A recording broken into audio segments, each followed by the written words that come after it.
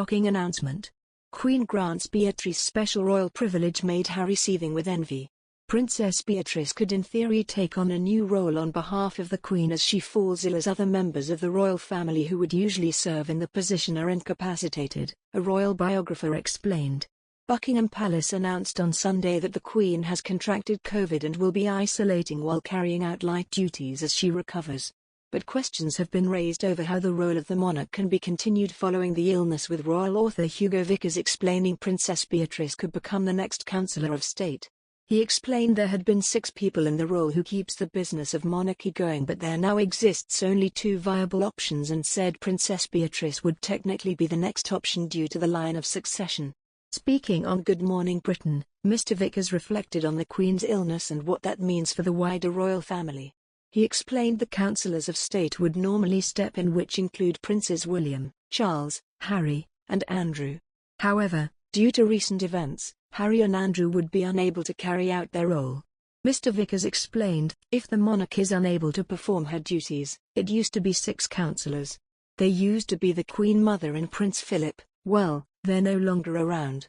So as you rightly say, it's the next in the line of succession, and 2 of them act as a quorum. So obviously, it would be Prince Charles and Prince William. Prince Harry is automatically excluded because he's living abroad. And I do agree with you that if Prince Andrew is undertaking no royal duties whatsoever, it's ludicrous to suggest that he might be a Counsellor of State.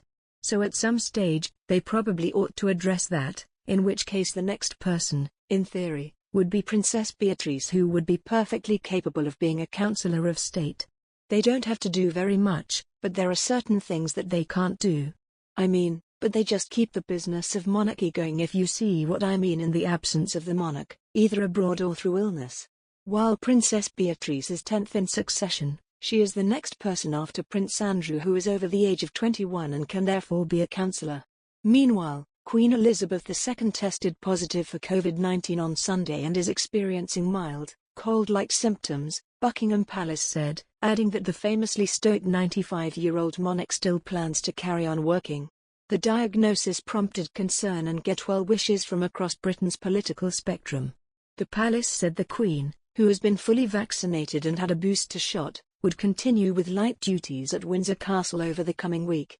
She will continue to receive medical attention and will follow all the appropriate guidelines, the palace said in a statement.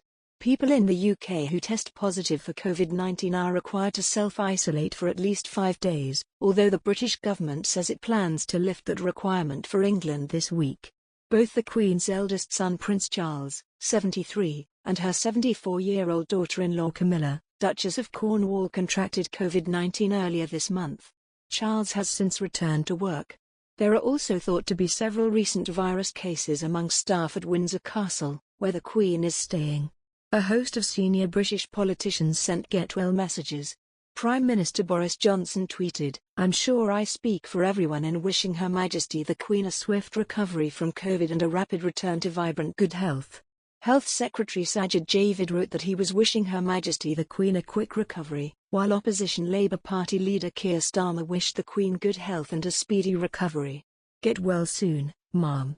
Elizabeth has been in robust health for most of her reign and has been photographed riding a horse as recently as 2020. In the past year she has been seen using a walking stick, and in October she spent a night in a London hospital for unspecified tests.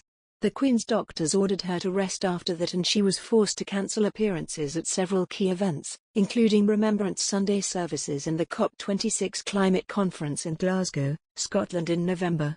This month she returned to public duties and has held audiences both virtually and in person with diplomats, politicians and senior military officers. During one exchange caught on camera last week, she walked slowly with a stick and said, "As you can see, I can't move," in apparent reference to her leg. Joe Little, managing editor of Majesty magazine, said members of the royal family would be very concerned by the COVID-19 diagnosis.